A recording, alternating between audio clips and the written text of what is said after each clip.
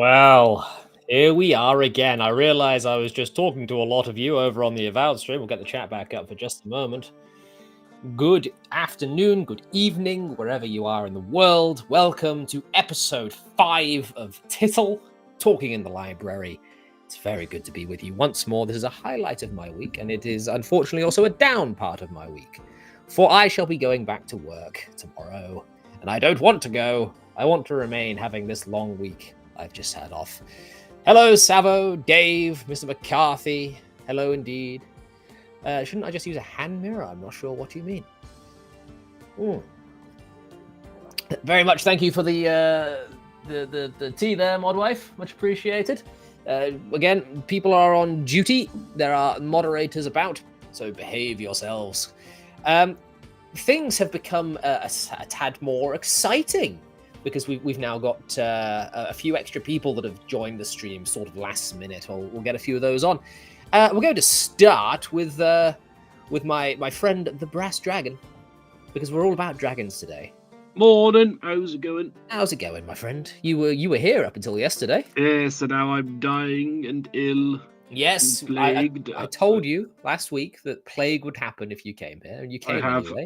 the poisoned condition, as they would say in modern D&D.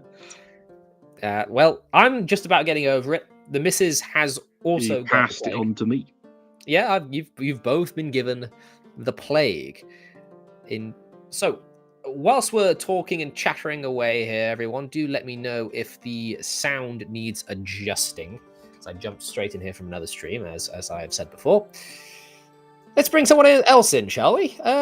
Let's bring in the suave Midwestern gentleman, Kyle. Hello, Kyle. Suave Midwest. Was not expecting me. Oh, good. Well, all right. I had some oral surgery done Monday. Mm-hmm. So, I mean, if you see that my cheeks are a little puffy, that might be why. Mm-hmm. Well, I mean, I'm doing okay, I guess. It's a little known fact, though, that Brass Dragon's mother and father, one was a copper dragon, the other was zinc. Oh, true. Yeah, no, that's true. Yeah, it's a metallurgy joke. Oh, that's I got that. All right. Well, thanks for joining us. We're now going to kick you from the stream. Look, you brought in a dad joke, so we need to bring in some sort of I guess younger blood. Maybe amphibious blood is the best way of saying so. We have Ty from Bad Toad Games with us. Hi, Ty. Hey, man, how you doing? Very well now. How have you been? Good. We are just surviving the cold here. So. Indeed. Now, how goes things in the land of Kickstarter? So it's going a little slow. I think we're at 23 people as of this morning. Only about 10%, but we aren't shocked that it's happening. This is our first Kickstarter. This is our first time doing a TTRPG. So we kind of expected that there might be hiccups, and we planned for that. Good. So, just in case you guys are not familiar with Sir Ty here, he is one of the brothers of Bad Toad, and they are making Mercs, Mages, and Monsters. If you want to go and check out Mercs, Mages, and Monsters, there is a little link, so to speak, for you all to go and back their Kickstarter, and you can have a look at their book there. Believe me, the artwork, Brass Dragon was here when we went through that book, is spectacular and worth the back alone. But moving on from there, we have a man of what used to be a grand beard, but now less so. A man who has depicted me as a demon in recent days. A man who needs no introduction, but I'll give him one anyway. It is Sir Richard Witters. There he is. Hello. How you doing? Former Santa Claus. And Winston. And Winston. He's kind of bored with this, though. Oh, poor Winston. We'll put him over here. How you doing? I'm doing very well. I spoke to you yesterday. Yes. We argued. We did. We had a falling out. I don't know if it was a falling out. That was over on Wick TV. If people want to go and catch that, where Richard Witters had to bow down to my superior knowledge of Dungeons and Dragons. To be honest, I still find myself sort of on this hybrid train, and I think that we agree more than we disagree. I think so too. Yeah, it's just a matter of how badly do we want to play semantics. Yes. Yep. But moving along quickly onto the next wizard. Boy, there's a lot of... I had very few people in this for today, and now we have another. The next wizard, the man with an actual beard. It is Cerulean Rex. That is a beard. The beard stage is just getting like longer and longer every time you add someone into the stream. Yeah, I'm just... You're not wrong. So I started with you, you're shaven, then there's Kyle, then Bad Toad there has a little bit of a goatee going, then you got the fuller beard with Mr. Witters, and then Cerulean comes in and puts you all to shame. How have you been? Not my intent. Are you hearing me okay? Oh yeah, I'm hearing you. I'm just asking how you have been today, sir. Doing well. Doing fine. How is everyone? Good. Going very, very well. Good. Good. So, as you can see, we're a bit crowded. This is a new setup for me, and my overlay is not quite up to the task. But we will get rid of the chat in just a mo. But there's a certain sound I'm hearing. Are you guys hearing that? Yes. A little bit of a little. I can't quite. It's as if there's someone else waiting in the wings. What? But I don't understand who that could possibly... Oh, it's the Dungeon Delver. Oh, well, hello. no. Hello, everyone. How are you? Hello. Greetings, Delver. Greetings, one and all. It's good to see you all. It's good to be seen by you all, as I say. But anyway. I hope you don't mind me stealing your music for the bit. I just thought it would go down quite nicely. For the bit's fine, yeah. A few notes is fine. I'll have my legal people contact you with some paperwork just for you to sign. It's just a formality. Don't worry about it. Go. There we go. It's just me, and you guys can be down there, and I will be supreme. Yes. We're like your minions. Yeah. So yeah, I'm trying out Restream because it is so fucking cerulean. I see you down there. No, I'm trying out Restream because it's quite literally half the price of StreamYard. There we go. That's a little bit nicer. And we'll this will be lovely actually because we can bring people up when they talk about their particular dragon. Oh, so we have a bit of a crowded house this evening by the look of it. Is there anyone else that I need to bring in? No, I don't believe there is. Hopefully, I I've don't not. think there's anyone else left to bring. Harmony. Harmony was going to be on last week, and she was going to be on this week, but things happen. Could you get D.D. Cooper? Yeah. Gentlemen, we are here to discuss something rather important. And that rather important thing that we are here to discuss is dragons. I think we can all agree dragons are rather important, yes? Nah, mate. No. It's the name on the tin. It is on the tin. Look, we even have a dragon right there. There he is. Nah, I'm a wyvern. Oh, I don't need you then. So I have asked each of my esteemed guests here to decide what sort of dragons they most like. And we're going to just talk about the best ways in which to use these mythical beasts. Ooh, someone else come in? No. I should get a little notification there. Ghost notification. So, dragons. My favorite dragon to use is the green dragon. I think that that cheap viewers, that's a bot. Let's that's a block list. Hey. Oh, you've made it as a stream. I made it. We've got bots now. So dragons are dragons are mid. Teddy. That's not good. I thought you had better taste than that. So I like green dragons. I'm going to quickly pull everyone up. And we'll see. Hey, well, you've made it. I made it. We've got bots now. I can hear me through Delver. Dragons are. To me? Yeah. I have there's a bit of an echo coming. That was from strange. somewhere. And then I could hear the brass dragon through you replying to me. I was very strange. There was a bit of an audio glitch in the stream, in Restream. There's like a red error message came up. Oh, yeah, and I lost it. I lost the chat. I thought that was just me.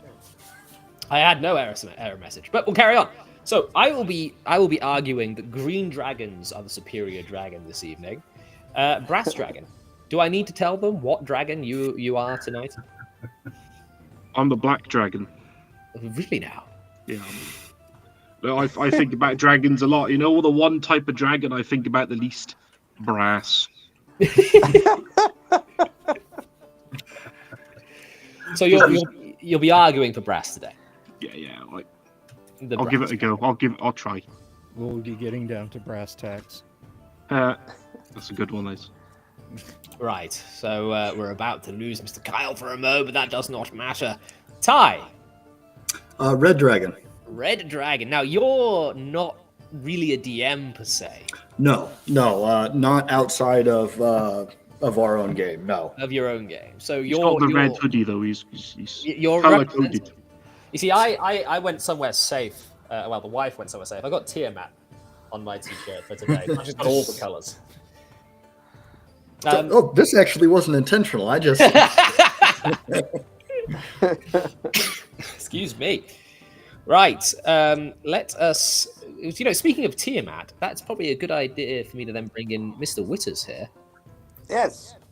Yeah, you just asked me what dragons do I like, and I thought of Platinum Dragon, like Bahamut. So then I just thought of a bunch of ideas to use Bahamut. So you just picked the dragon. Well, yeah, that's cheating. I had an idea. I was like, that could be fun. Oh man. Yeah, well, it's a big ask because I considered doing Tiamat, but Tiamat is the BBEG of my current campaign, so I don't want to give away too many of my ideas to my group. That'll be spoilers. Exactly. I'm still getting a little bit of echo from somewhere. I think it is. I think I know what's happening, Delver. Hold on. I reckon I know what's happening to the Delver because it happened in StreamYard as well. Can you go on your audio settings, Bill, and turn off the auto echo noise? I thought I did. See, here's the thing. I've got headphones on and a boom mic. You shouldn't be hearing anything from me, but I will adjust it. That is not a gripe at you. I will adjust it accordingly. Audio echo cancellation is off. Noise suppression is off. Okay. I can still hear myself. That's really weird. Can anyone else hear me through, Bill? Or is it just me? You got an echo going on. There's an echo, but I don't know who it's from. It's Bill. I can see the thing. Well, mute everybody, and you can figure it out pretty quick. Well, never mind. Let me. So we've got Bahamut from Mr. Witters. Yep. Mr. Cerulean Rex. So, just a quick note. I've heard Bahamut and Bahamut. I like Bahamut. Bahamut. Because it sounds Middle Eastern. Mm-hmm. And which is where it's from. Yes. In fact, that came up on a few speakeasies ago. Oh, geez, Kyle, I Did it really? speakeasy on Saturday, and now I'm just thinking about it constantly. It came up a few titles ago, where we were talking about. Anyway. No, sorry. No, I am actually interrupting you, so you go ahead. At any rate, I'm here championing the blue dragon. Of course. Look at you. The cerulean. Right. Let me go. Who are we now missing? I think the only person we've not spoken to is, Kyle is a bit of a last minute. So I will allow Kyle to pick a dragon now, and he can ad-lib everything. Red dragon. Fire-breathing dragon. Gonna help Fire-breathing tie with the dragon. red. All right, you got a team tie. Well, I mean, a fire-breathing dragon is, the classic dragon, right? I mean, most of the dragons in Western European mythology could breathe fire. So, I mean, that's what I'm going with, just because that's what I grew up on. Including Tolkien, Smaug. It was a fire-breathing dragon. He wasn't necessarily red. Dungeons and Dragons made that distinction with the colors and the breath weapons that they had, right? Well, Tolkien had cold drakes. Some drakes that couldn't breathe fire. Yeah, but I mean, got to go with the classics. And nobody remembers those. So. I remember. The King Under the Mountain, right? Pepperidge Farm remembers. Right. So we got red and red. You there, Bill? I am. Indeed. Let's bring you in. Well, I got to go with a huge ancient red dragon. 88 hit points, 88 points of fire-breathing damage, spell use, talking, 36-point bite, 2 12-point claw attacks. Bad news. You're going to have a bad day if the Hard shows up to wreck your shit. I will go with the silver dragon, though, for the metallics, for the good. So, I have a favorite in each category. Got to go with the huge ancient red dragon and the silver dragon. And I will tell you that the multicolored D&D dragons actually came from stuff that Gary wrote in a Tolkien fanzine. We have multicolored dragons in Dungeons and Dragons because of Gary writing in a fanzine and coming up with like the pseudo-Latin designations for their names and so forth. It began well before Dungeons and Dragons began. So there's your history lesson for the day. Ooh. But red and silver, those are my favorites. I would like to add to that. Go for it. So my understanding is that before Gary's writings in those particular fanzines, this was already a concept under development by Richard Snyder of Twin Cities Group.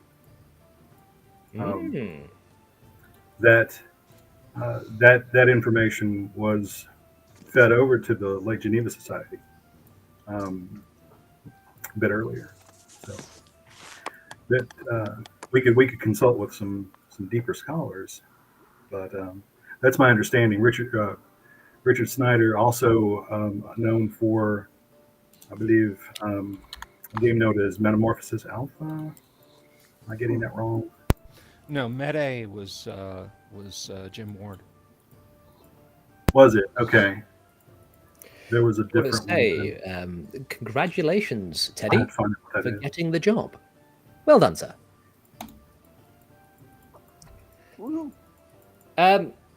Okay, so we've got possibly a disagreement on where the chromatics come from, but we shan't dwell.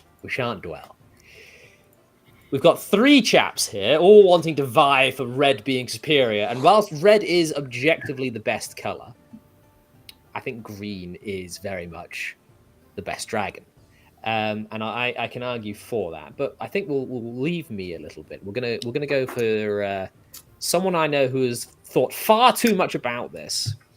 In fact, whilst I'm introducing you here, Brass, I'm going to go and get the post you have made. And I will quickly put that on screen. That should be more than enough there.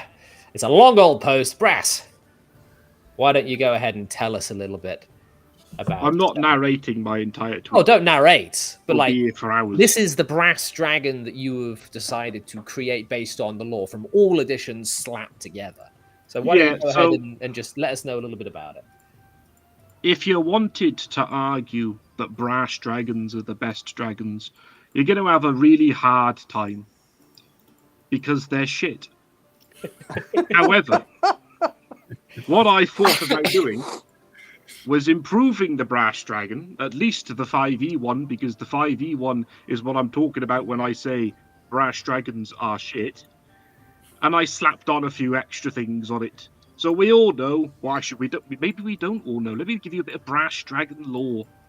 Brass dragons, all they do is talk. They talk and talk and talk, and if you try to avoid conversation with a brass dragon, they put you to sleep with some sleep breath, and you'll wake up buried up to your neck in sand, unable to move, and you'll have to sit through a one-sided 8-hour conversation at the minimum as they talk about World of Warcraft lore or some other pointless shit that you don't care about. But if it looks like you don't care about what they're saying, you're in trouble. You got to feign interest for 8 hours. That's where the players are going to have to roll wisdom saving throws for every hour that passes, or they gain 1 level of exhaustion. So by 6 hours in, they're dead. Oh, okay. So brass dragons have an X account. Gotcha. Yeah, pretty much. Yeah. Brass dragons are absolutely prepared to hit you up with 8 hours of MLP lore. Yeah. Oh God! Anything you can think of, the worst thing you can think of, in fact. And there we are. That's what they'll be talking about. Now, I decided with the brass dragon, because they are lore-wise the weakest of the true dragon. They're even weaker than white dragons. Could you believe? So I decided, like a Skyrim dragon, I'm going to give them some power in their voice. Right? I'm going to give them some spells like command and suggestion and magic mouth and anything that gives them an excuse to talk while they're fighting you. Because realistically, you shouldn't be fighting a brass dragon at all. They're not an evil dragon. And even if you're an evil adventuring group, you've been sent by the evil blue dragon to come and kill the brass dragon, and you catch it out in the open, it will put you to sleep and fuck off back to its lair. And let's say that you chase it down to its lair and you manage to get into the... I mean, it's quite easy to get into the lairs. They're supposed to be open and welcome to all. Like, oh, everyone come into my lair so you can have a chat for 10 hours. Well, what I decided a brass dragon would have is what I like to call the quarantine chamber. He'll lure you into this one little room out to the side, away from his art gallery and conversation hall with expensive ornaments and talking statues, and into another room full of talking statues. And the doors are going to close on you as you enter, and everything's password locked because, again, the brass dragon needs to talk at every opportunity. So the longest word the brass dragon knows in its 150 languages, that's the password to all of its things. So bring a wizard along, and that's going to be the password to get out to. And in that room, I decided there'll be about 400 statues with a magic mouth cast on them, and they're all just going to start talking about random shit all at once, like being in a Discord call with 500 people, none of which have their mics muted. Right? As this is happening, the brass dragon flies off. They're the fastest of all dragons. Do you know that? 120 feet. I buffed its speed. Off they go, and they're going to start using their message spells and sending spells to contact everything in the desert. And the messages it will send to the sphinxes and the animals and the adventurers and the organizations, everything except the blue dragons and undead. It doesn't like those. Will be overly long, and it'll probably require 3 message spells just for him to ask for help.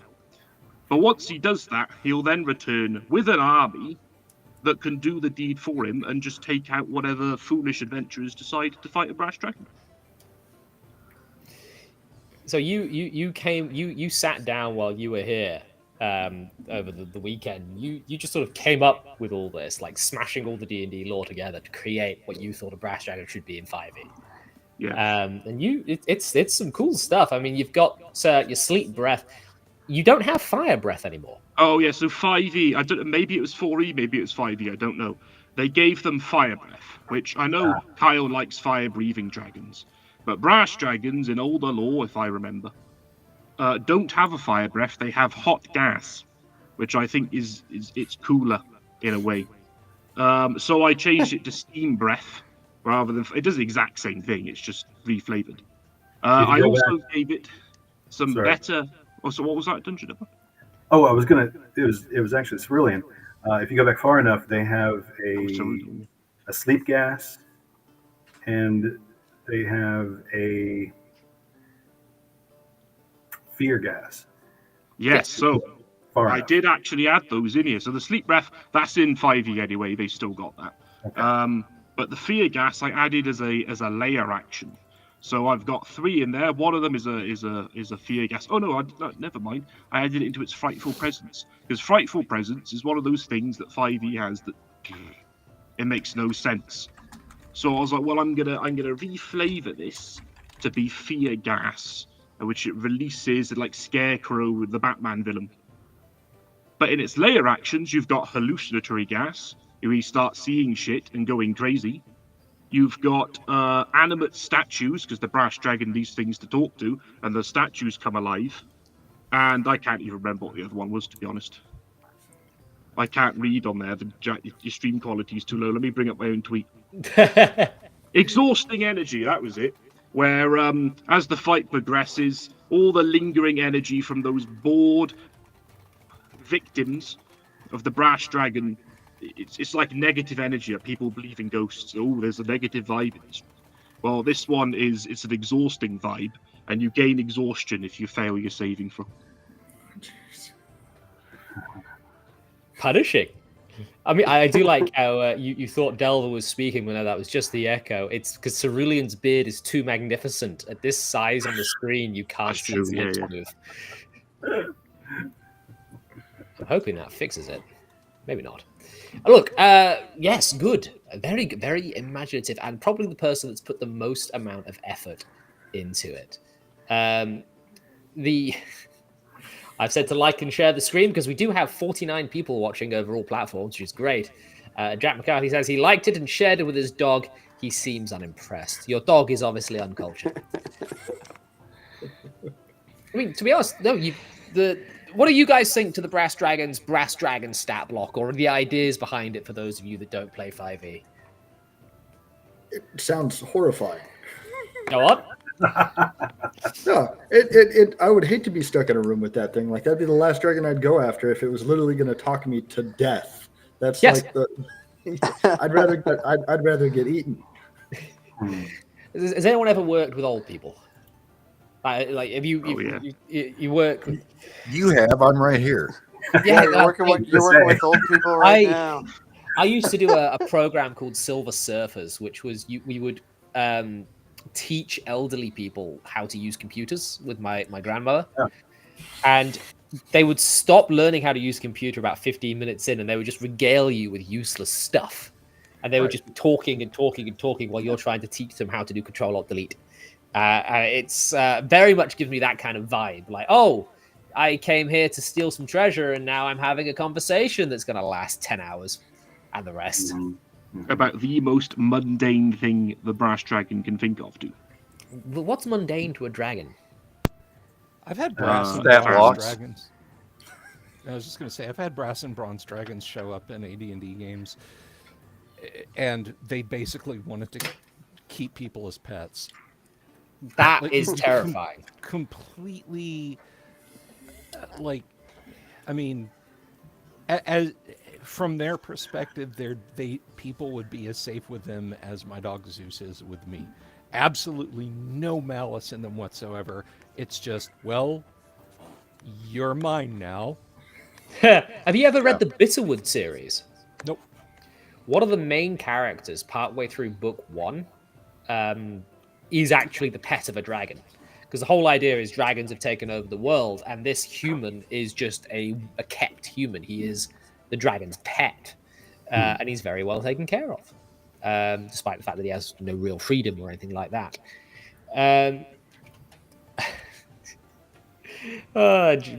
Teddy's here saying that I strapped the elderly to surfboards. Another thing to note about brass dragons, actually, I forgot to mention, but they can also speak to animals, so even animals are not safe. If a rat enters its lair, that rat will be bored to tears. within 2 hours and bored to death within 6.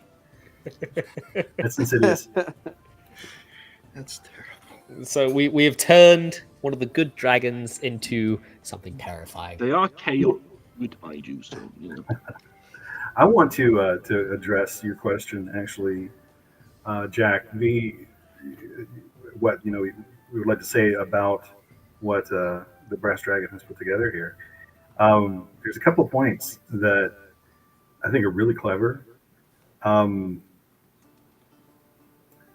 One of those being the gas that causes hallucinations.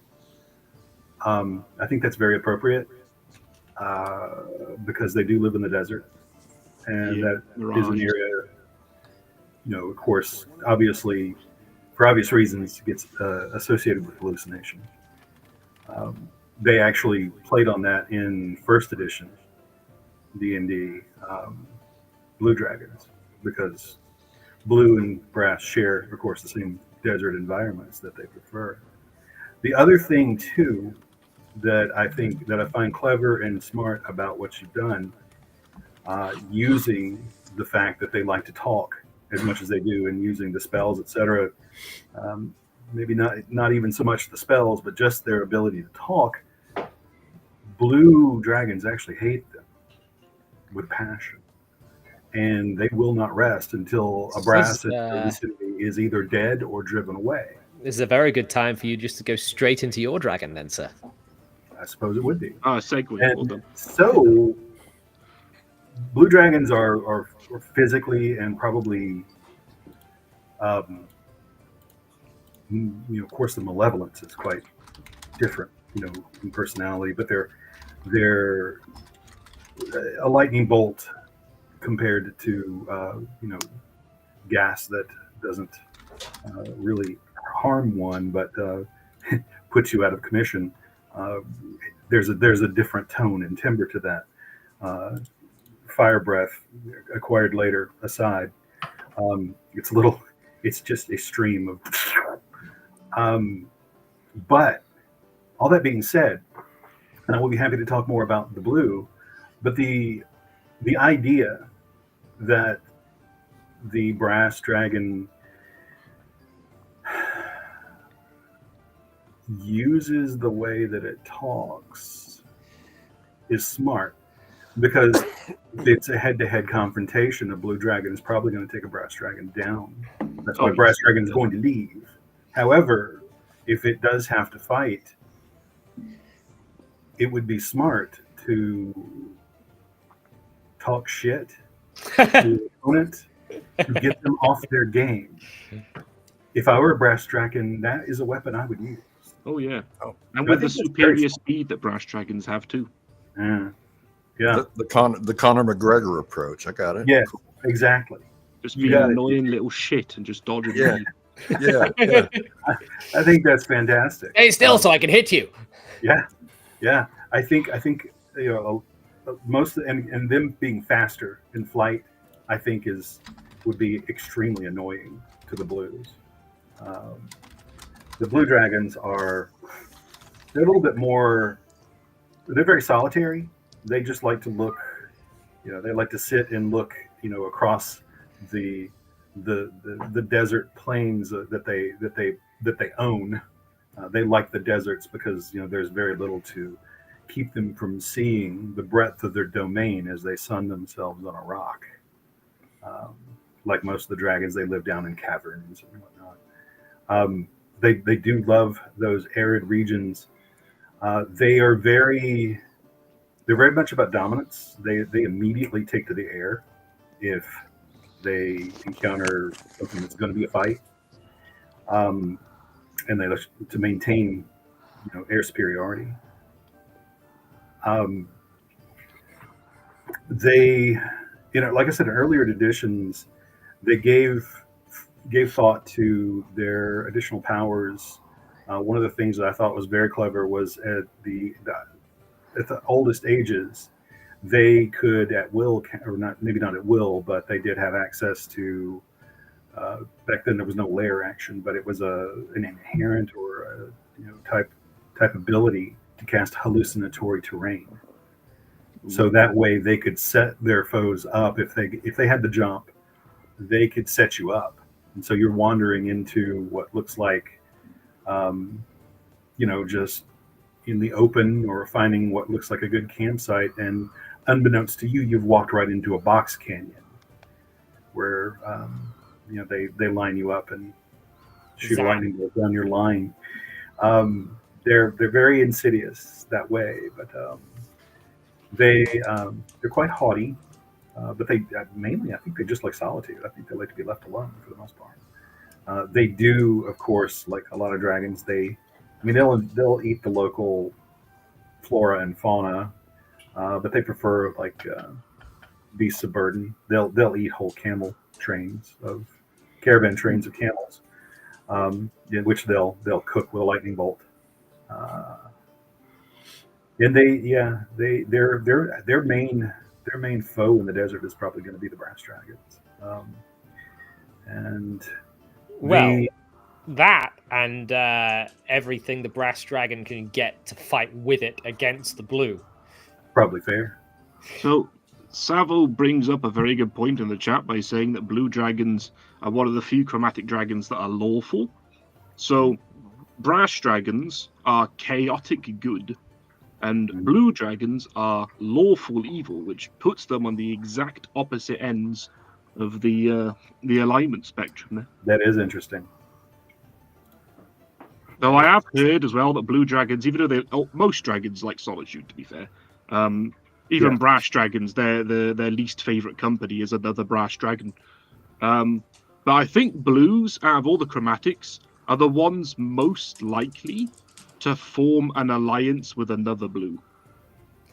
It'd be an interesting thing. Like brass gathers all of its friends, the sphinxes and adventurers and kingdoms, and in the desert to help it. And the blue dragon's like, well, shit, now I'm outnumbered, and gets more blue dragons in there. Now you got a war. Yeah. So there is another thing that's quite interesting in that I believe there is in the Forgotten Realms a coven, like a witches' coven of blue dragons.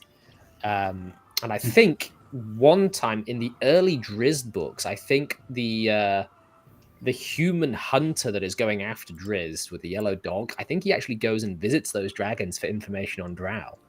But I might be misremembering entirely. I'll try and unmute you, Bill, see if that has helped things. I can't hear myself through Bill anymore, so that should be all right. Brilliant. Well, I had my mic switched off. That's what I was doing. Kind of a push to talk. See if I do this. Yeah. But then I do that. Let's see. I don't know why you're getting feedback. There is no praxis by which you should be getting feedback, because I have headphones and a boom mic. There's no audio. What if I try that? So I don't know. La la la la la. I'm still getting. I've turned it all off on my end as well, like the noise suppression and that too. And I'm still very strange. Magic. That's odd. Right. Yeah. If this is wrecking your audio, I can go, Jack. It's not a big deal.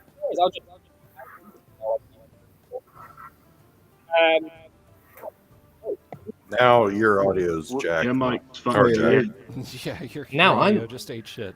Oh God! Hello. You're all right now. You're good. Right. Yeah. Technical issues. The tech stream. Tech issues. The stream. We have over all platforms 62 viewers. So go ahead and like and subscribe and follow and share the stream and whatnot with your nerdy friends, because we do this every Wednesday pretty much on varying things. Before we get to me, before we get to Team Red Dragon, shall we bring in the god of all dragons himself, Richard Witters? Oh, okay.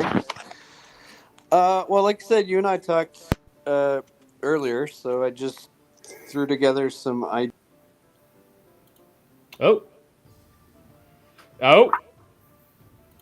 Tiamat took him out. Shadow Dragon. Tiamat just like, no, zap. Oh, he's back. We'll try that again. Hello? We all okay? I think so. Welcome back. Okay, let me try this one more time. Oh, Whatever he's doing. Holy shit, Jack! What Just is just going a on? just a weapons malfunction. We're all right down here. How are you? Yeah. Okay. Yeah. What are you doing?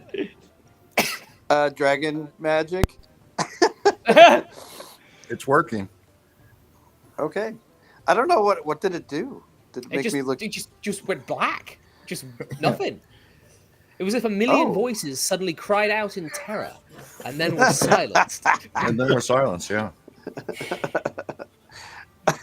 Okay. Well, like I said, you asked what dragon. I said platinum, but I actually said specifically Bahamut. So I usually think of like for encounters and monsters and stuff. I usually think of them sort of in categories. Like to me, local is like small town or a city or something. Then you get like a kingdom level. Then you get like a world level. Then you get like a planar level. So I thought, okay, if I'm making something for Bahamut, it's probably way up on the planar level. So this is probably like the end game for like a long campaign or a big final kind of boss fight or adventure crazy thing. So then I thought of the sort of second thing is I need like the main story hook. So I thought, okay, well, it's Bahamut is a lawful good dragon. So I have a few choices. I could make him be turned evil by something, or perhaps being overly zealous with being lawful good. So he's sort of opposed to characters. I could have him chained, and the players can go free him. So I kind of went through a whole bunch of different scenarios of what it could be, and then I thought, okay, this will be cool.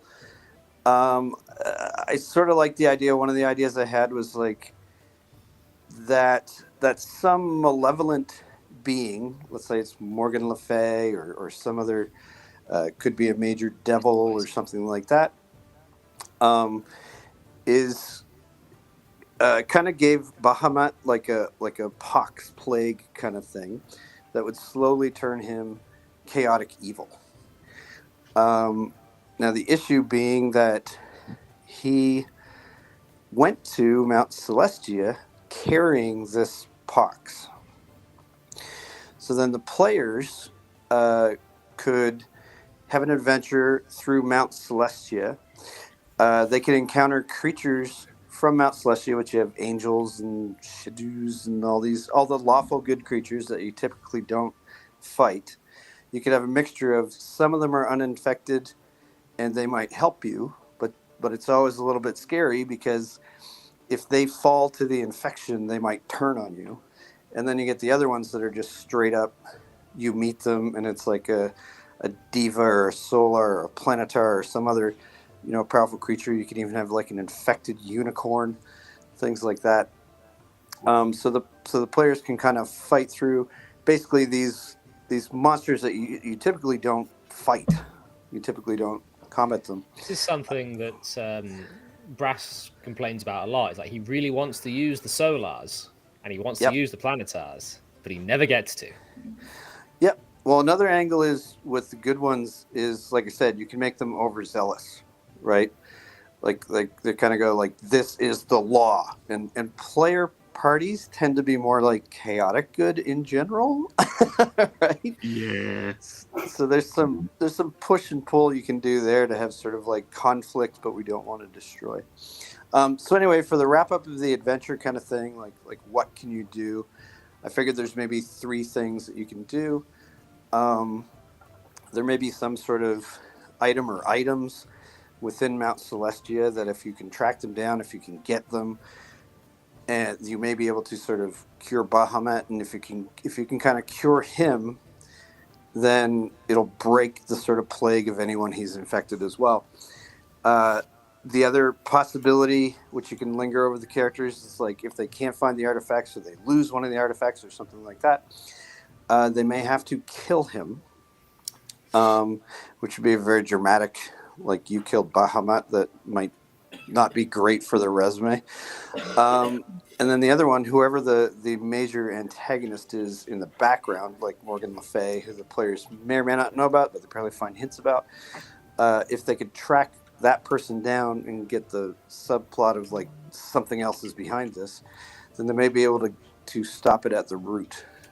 So the main thing, and for me, the fun part too would be like sketching Mount Celestia and then putting little areas where you could go through and find neat places to encounter different creatures that you never get to fight.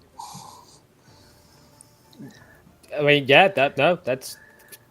I mean, Bahamut is a tall order to make an encounter for. Like, this is an entire. You'd have to make an entire campaign arch. What the problem I'm having with Tiamat is like, oh, I've got the Tiamat stat block for 5e, which is not going to last 2 seconds against a 5e party at high level, so I've got to buff that. Yeah, it's a campaign monster, not an encounter monster. But basically, you want to do dragon but bigger.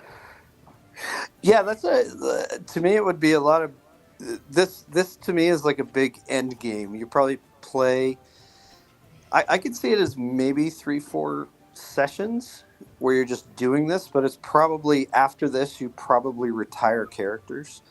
And if you fail, you might retire your setting. Yeah, exactly that. I mean, you can't get more using the power of friendship to kill God than this. Yeah. And on the way, you can fight a brash dragon too. Yeah, because you'd be fighting the metallics. Exactly. And that's so epic. That, you're right. That's a campaign. That's a campaign, level thing right there. It is so epic, Richard.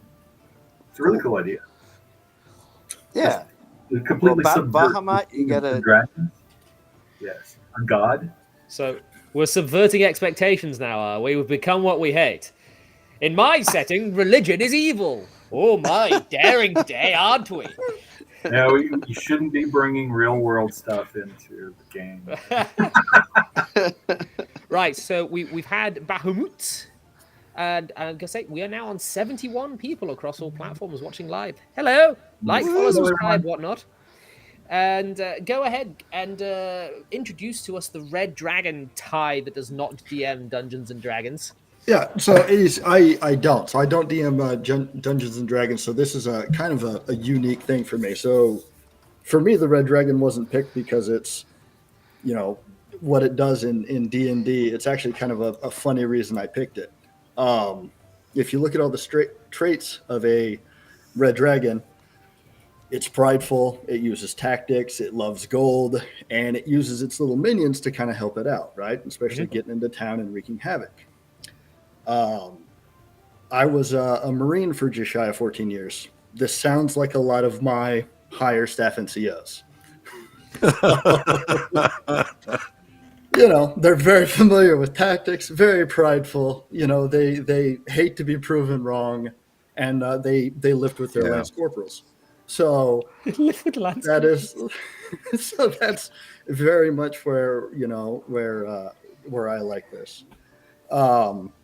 And as far as including them in the campaign, or in a setting, having them wreaking havoc through their minions really just seems awesome to me. And just the towns nearby causing that kind of unrest and pushing people and causing chaos because they're, chaotic evil. Just doing what they can to make it so that there's, at the perfect time, there's literally nothing standing in their way when they want to go down and they want to wreak that havoc on the town. So, or the surrounding area. So you bring your adventures into that where, hey, somebody's noticed all this is going on, like, come in, help us out. And they work through and try and figure out what these evil dudes are really, who they're really supporting. Or is it a gang? Is it, does it build up and they don't know it's a dragon initially, and then they find out as they're trying to get back to these dudes' hideout, and lo and behold, oh crap, it's actually a dragon. Nice. Now you've got a lot of Marine lovers in the chat right now, but I have one question, and it's a very important question before I bring Bill in. Lieutenant or Lieutenant? Oh God, Lieutenant. You uncultured swine. Bill, Red Dragons. Hello? Hello. Okay, great. Red dragons. Well, I mean, what's not to love? You get up on the high end. They have the most treasure. They have the deadliest breath weapon, and they always have the deadliest physical attacks, and they can sling spells at you. There is nothing to not love from a DM perspective as the red dragon. One thing, though, I did want to mention. There is a book that Gary wrote, actually for third edition. He did it on spec. It's called The Slayer's Guide to Dragons.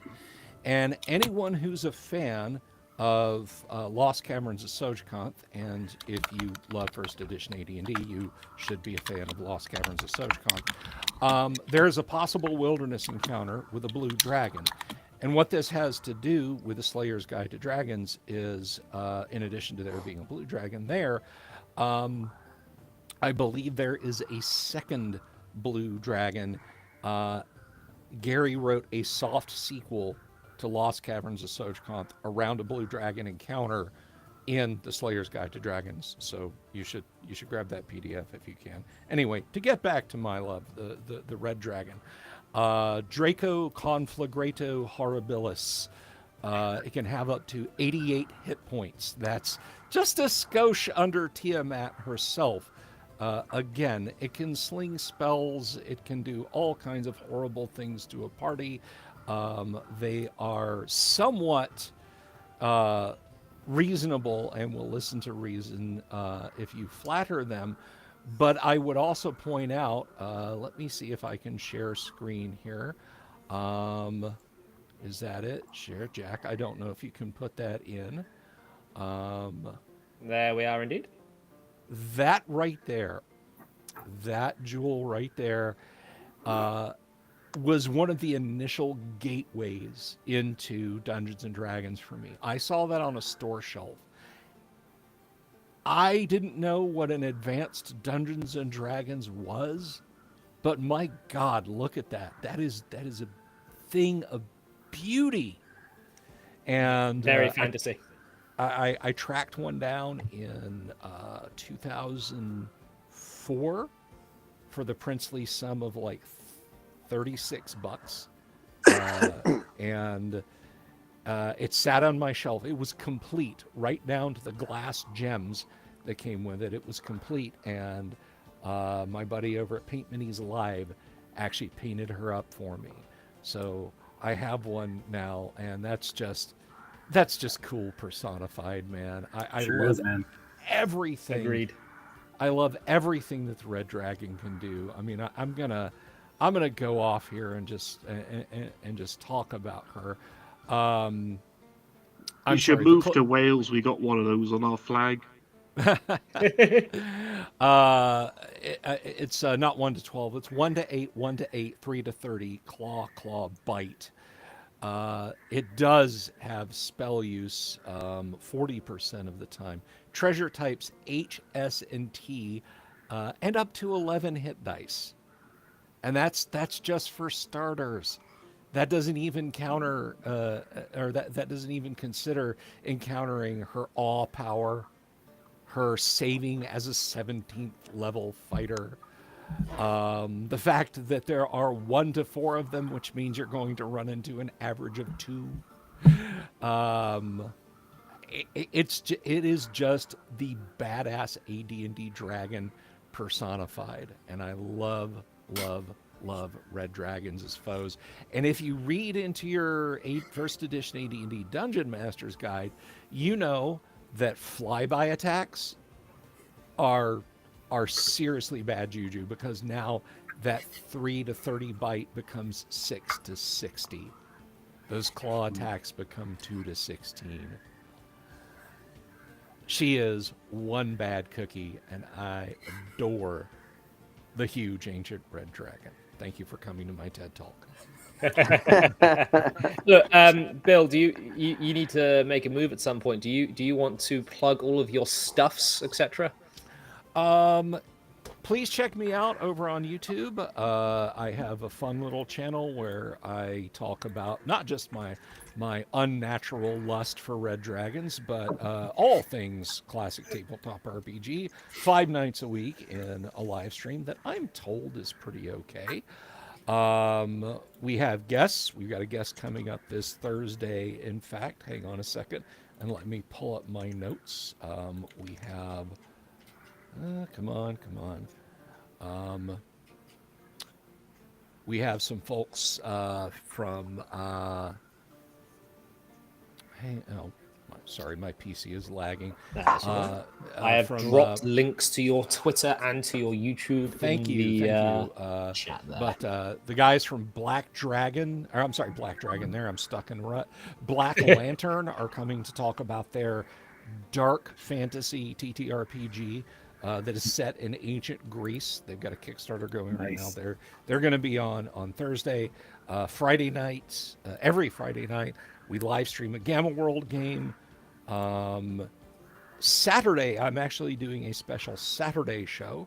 I will have Alyssa Hazel as a guest on my show. Horror fantasy author Alyssa Hazel. She is an awesome young lady who has a few good books out. I team up with Yang Yan Zhao and Dungeon Minister. Before then, on Saturday, you can check us out at the Nerd Council of Doom.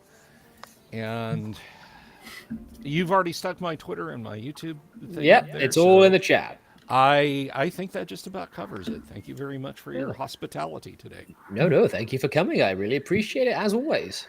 Alrighty. Sorry for the audio issues. We'll get it worked out. It's probably just restream. I've still got to work the kinks out of it, you know? Right on. Other than that, right. All right. Well, thank you for that. Is correct. I'm sorry. Someone was asking. Alyssa Hazel, author of Under the Juniper Trees and the Third Test. Yes, that Alyssa Hazel. She will be on. Can a dragon be poisoned? Yes, they absolutely can. And Cyrus mentions the Great Underground Online Gaming Convention, a free virtual gaming con that is held entirely on Discord. This year, it will be from May 21st through May 25th, and you can reach out to me on socials if you want more information about it. Nice. Sweet. Right. I think I'm doing a panel for that. That is too, right. Yes, Richard is going to be a panelist. We're having an artist alley. Richard will be there. Tracy Lesh is going to be there. Sky Hernstrom's going to be there. Matt Finch of Mythmere Games, co-creator of Osric, which is why you can play clone D&D games. I should just point out he's going to be hosting a panel. I will be hosting games, and folks can sign up to host and play in all sorts of games there.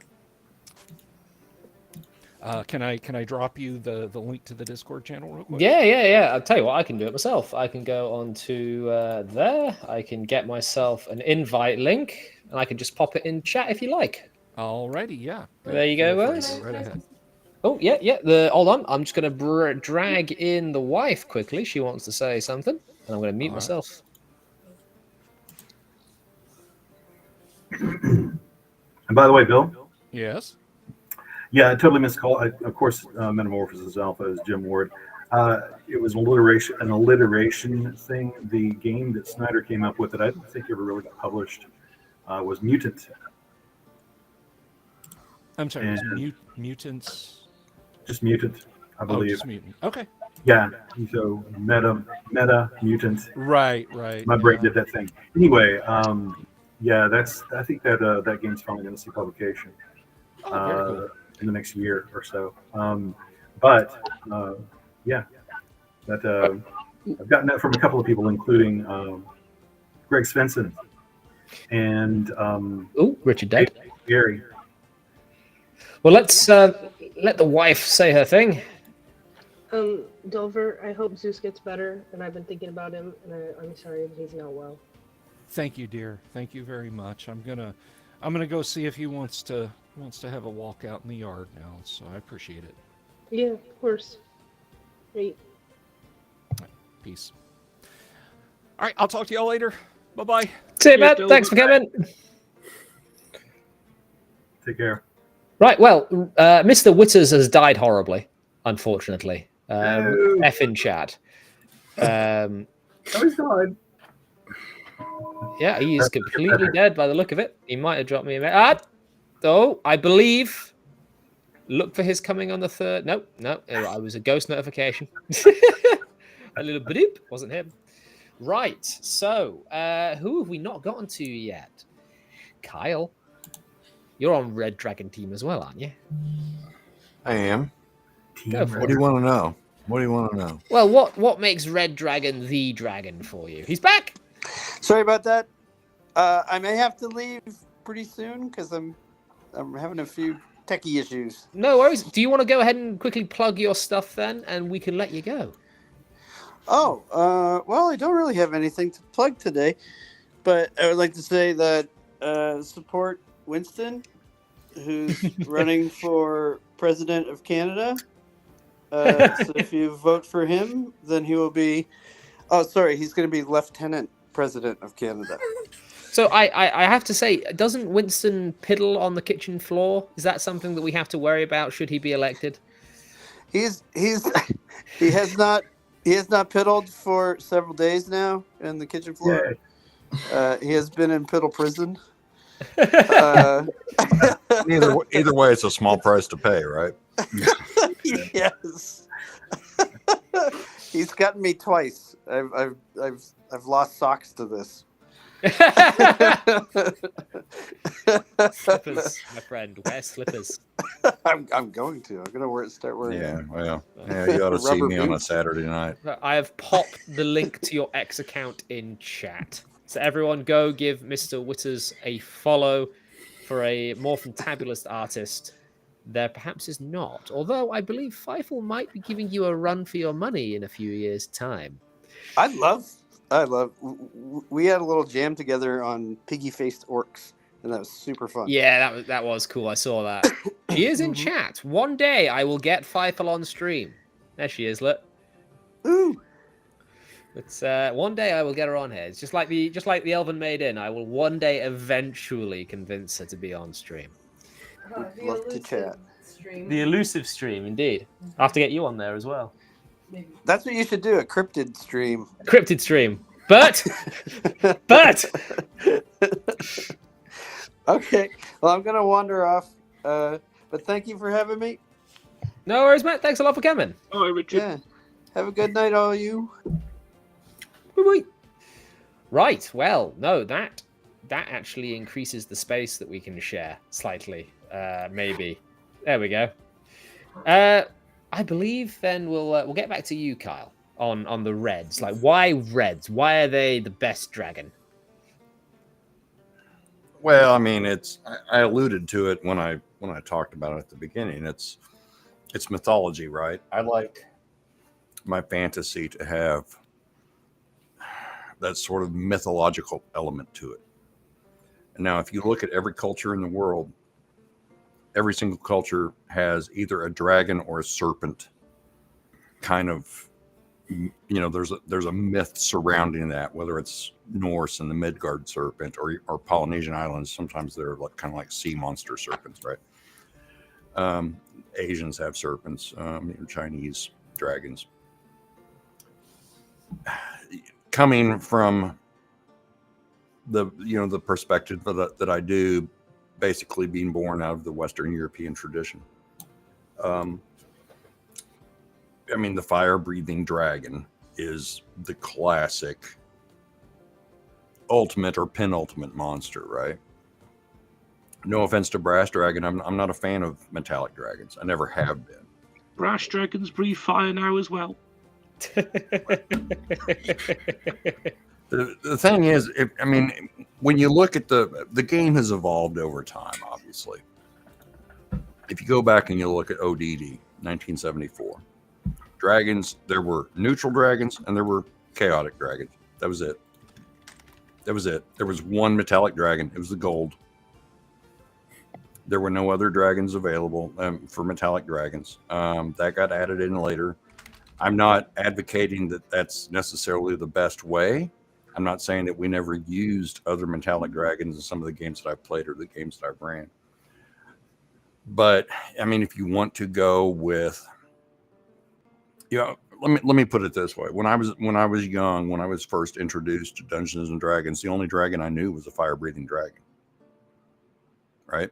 I mean, that was the story. I mean, whether it was from Tolkien or before that, or the Legends of Lore, the movie Dragon Slayer, made by Disney back in the day, it was a fire-breathing dragon. That's what I knew. So when I was introduced to AD&D, and suddenly, wait a minute, we got green dragons, we got white dragons, we got black dragons, and they all had different breath weapons. That was news to me. It was surprising and shocking. I liked it, but it's still, I mean, the trope, the classic myth in my mind is the fire-breathing dragon, which, in spite of the brass dragon's attempts, to me means red. Betrayal. No, I kind of agree with you though. There's too many good dragons. Because, like I was saying, with my really well thought out brass dragon encounter just now, when the hell am I ever going to use that?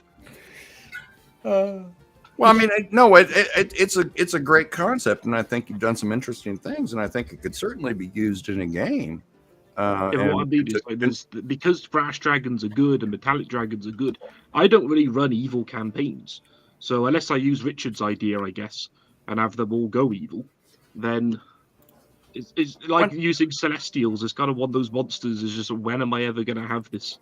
I mean, there's a place for good dragons, right? I mean, there's a place for metallic dragons. You've got the stalwart party on the the epic quest to save the world. If you look at this sort of hero's journey kind of thing, there's always actors that enter in to that line. Are you laughing at me, Jack? No, it's chat saying we're water bottle buddies. Oh, okay. Sorry, but there's actors that come into that progression of the hero's journey that give aid or sometimes perhaps challenges. But I mean, it makes perfect sense for there to be good dragons that could aid a party, give them some sort of nugget of something that they need to progress further on their quest. I think that's perfectly fine. Well, I feel like gold and silver kind of represent the best of the good dragons in a sense. I guess really brass dragons should be a neutral dragon. That's kind of what they are in the lore. It's just their alignment puts them as good. Right. Yeah. Well, because they kind of, I mean, all the metallic dragons were kind of corralled into the good category in general, right? I mean, it's just kind of, you got the chromatics and you got the metallics, and so we're going to have. And now they have the gem dragons. Which, as a segue, if Jack wants to take advantage of it, leads us into this sort of the mythology behind Dragonlance. Well, we shan't get too much into Dragonlance for fear of spoiling myself, because I still need to read Spring Dawning. I will say, though, that we will segue kind of hard into me. And we will talk about the best dragon, the objectively greatest of the lot, the green dragon. But before I do... Wrong. Before I do, because all of these other dragons are shadows, if you will, of the green. And look what the brass dragon got me for my birthday. Look at this. Technically, that's a ghost dragon, not a shadow dragon. Yeah, shush. I had a segue. Look at that. It's a big, bad, blue adult shadow dragon, which is cool. The tail keeps falling off, though. And as I found out when I ran this thing, shadow dragons aren't that strong. That was a good fun. I'm going to put him on top of the helmet, even though the helmet isn't on screen at the moment. So green dragons. The reason I like green so much is because they have an element of the brass dragon's inferiority to them. And I think, look, everyone knows that really red is the best dragon. There's not really any way I can get around that, because red is the biggest, the strongest, the fastest, and simply knows the best magic. A green dragon, however, makes a perfect villain, because a green dragon is cunning, conniving, conspiratorial. How many more C's can I get out of this? And will stab you in the back rather than just go into an all-out brawl with you. I like the idea of this magical, mystical fairy wood going into this dark, dank, from Greenwood to Mirkwood sort of feeling. And the whole point of that is because a green dragon has made it her lair. And this green dragon starts creating life in abundant but weird ways. And the closer you get to the center of the forest where her lair lies, the fewer party members remain, because they get snagged by traps, by evil creatures, and by the dragon herself, as she just sort of plucks them from the party. I like how they like to eat elves specifically, because if there is an elf in the party, you have an in-game reason to go straight after that elf. And when the player complains, sorry man, it's a green dragon, that's what they do. But no, straight after Max's new character. Straight after Max's new character, indeed. Yeah, but like, I like the way. Go. Oh, sorry, Kyle. Go on. No, I was just gonna. It reminds me of that. That's what my character would do. Well, that's what the DM would do.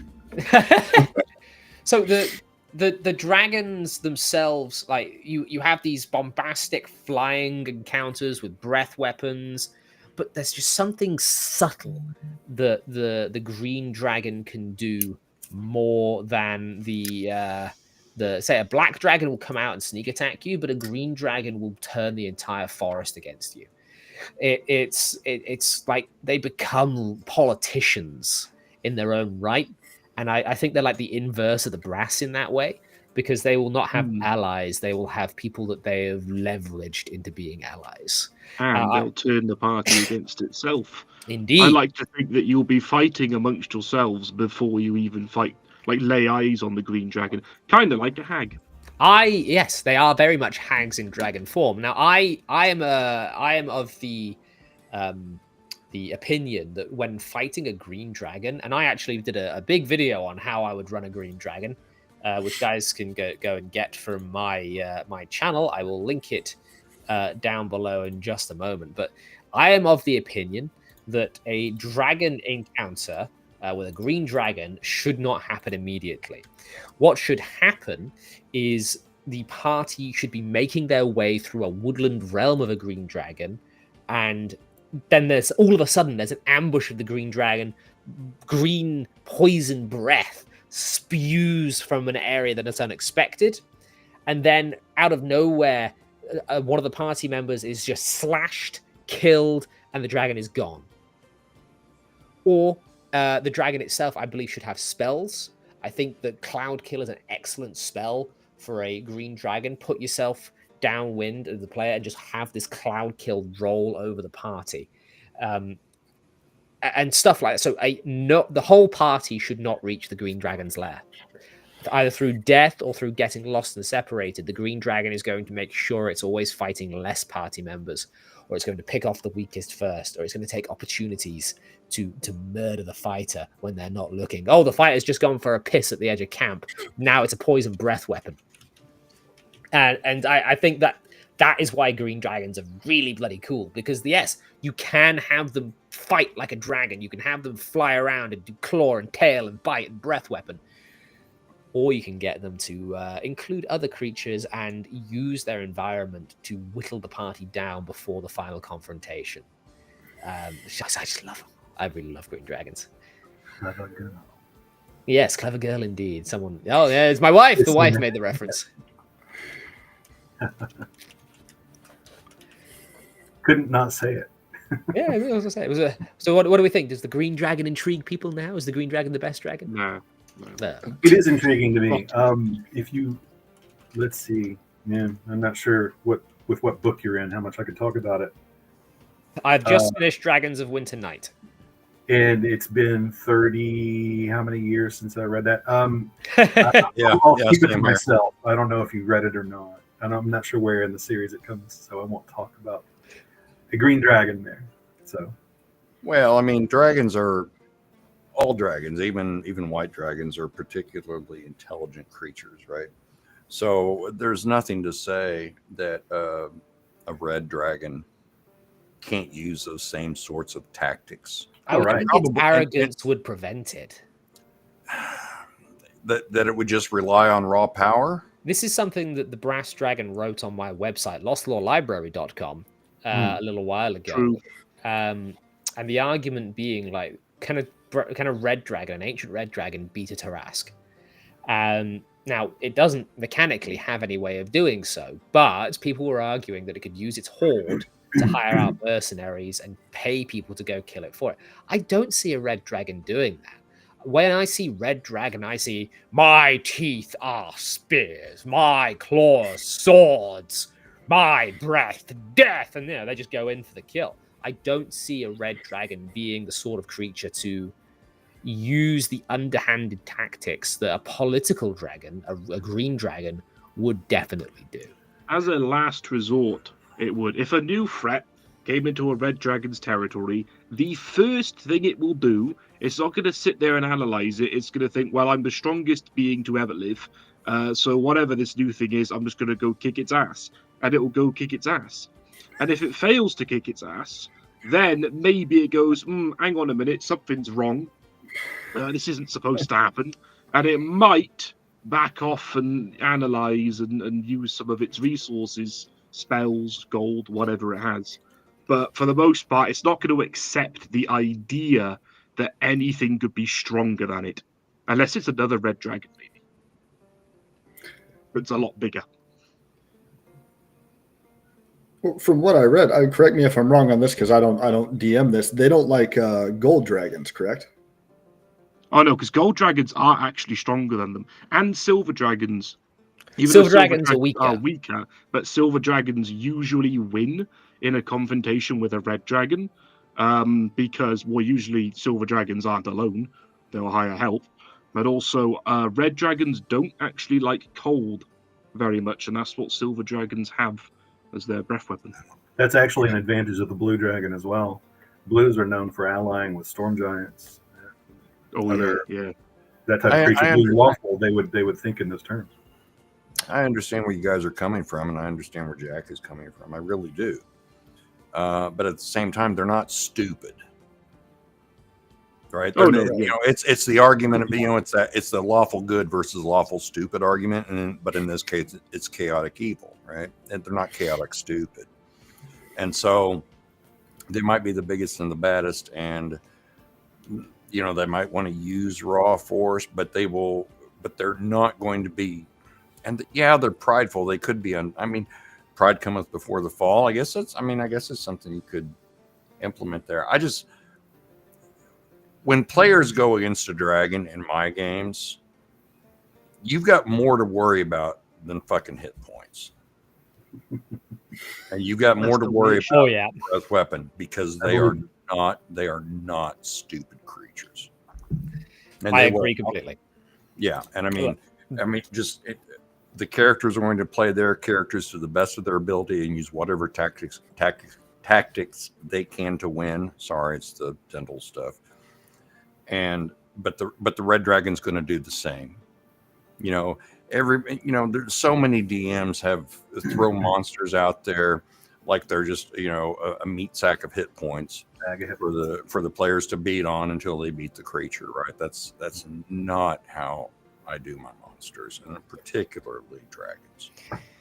Well, I agree. Like, dragons will use, they are hyper, unless you're talking about the white dragons who are dum-dums. But even then, they're still smarter than your average first edition fighter. Oh yeah. When I say they're dum-dums, like you compare an ancient white to an ancient red, the ancient red is a genius compared to it. Well, sure, yeah. So the thing with, there's a different types of intelligence at play, actually. Speaking of whites and reds and greens, there is a different type of intelligence at play. The white has sort of the intelligence of a hunting raptor. That is the clever girl dragon, the white dragon. The red dragon, I would think, is like a general, like a master strategist on the battlefield, maybe. And the green dragon, I would say, they would be the one that has won the battle before it begins. They've put the pieces in place rather than brought anything to the battlefield. They've read Sun Tzu. Okay. Yeah, okay. They've read Sun Tzu. But and then you've got the blue dragons who are like, well, I don't need any of this because I cast Fireball.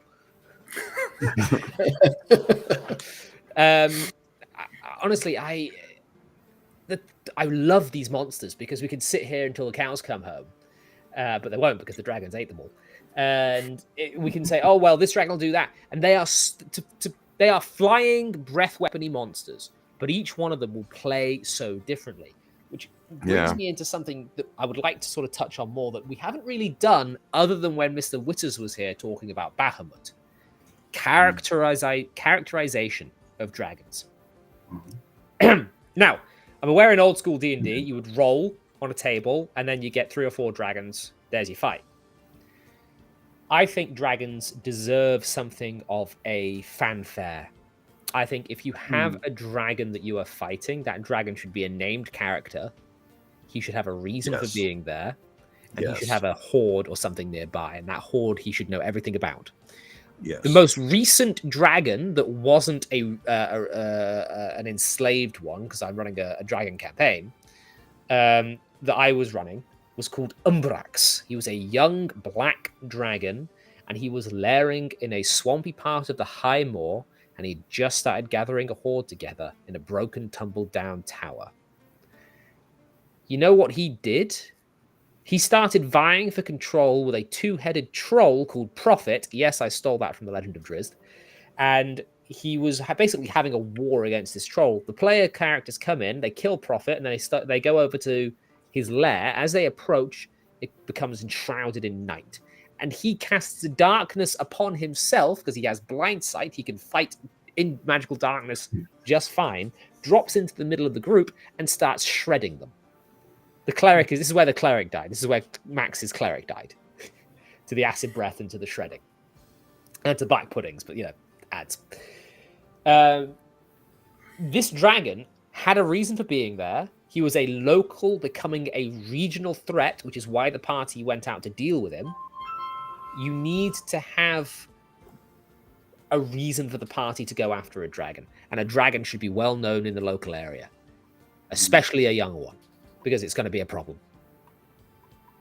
Yeah. I agree with you on a lot of points there. I will point out, though, that if it had been a red dragon, the troll would never have been an issue. Black dragons have acid. Yeah. Well. Fair enough. Well, young red dragons are, if you look at the shitty 5e stat blocks, a young red dragon's about on par with an adult brass. Just a little bit of trivia for you right there. Oh, we already know the brass dragons are shit. Yeah, but then I just talk the red dragon. I trap it in my sandy layer and force it to listen to mundane conversation until it dies. And or talk smack. Nah, I can't have that. Nah. It's got to be a one-sided conversation. Can brass dragons cast silence? That's probably a good idea. That would be an interesting thing because they could. No. Because a person who's been silenced, you can't hear anything in the area, so they won't be to hear the brass dragon.